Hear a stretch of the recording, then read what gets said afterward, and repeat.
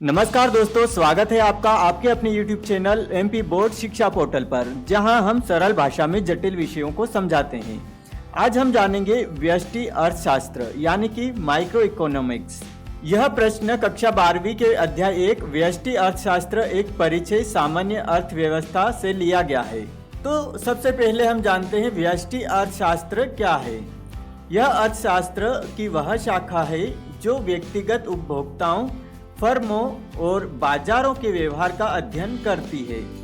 यहाँ हम यह समझने की कोशिश करते हैं कि कैसे लोग और कंपनियां सीमित संसाधनों का उपयोग करके अपने लक्ष्यों को प्राप्त करती है।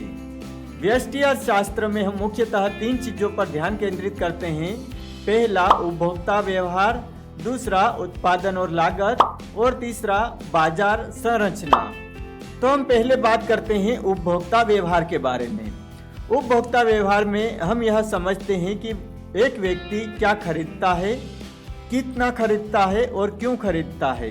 इसका उद्देश्य यह जानना होता है कि सीमित आय और संसाधनों के बावजूद उपभोक्ता अपनी आवश्यकताओं को कैसे पूरा करते हैं।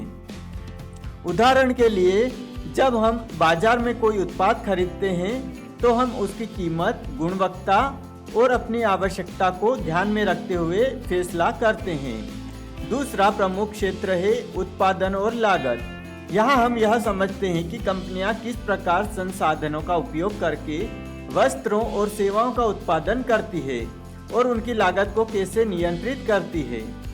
किसी भी कंपनी का मुख्य उद्देश्य होता है न्यूनतम लागत पर अधिकतम उत्पादन करना।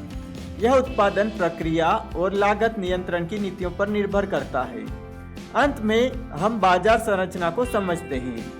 विभिन्न बाजारों में प्रतिस्पर्धा के प्रकार अलग अलग होते हैं, जो कंपनियों की रणनीतियों और उपभोक्ता विकल्पों को प्रभावित करते हैं। व्यष्टि अर्थशास्त्र हमें यह समझने में मदद करता है कि इन विभिन्न बाजारों में मूल्य निर्धारण, उत्पादन और उपभोक्ता व्यवहार कैसे काम करते हैं। तो यह था एक संक्षिप्त परिचय व्यष्टि अर्थशास्त्र का।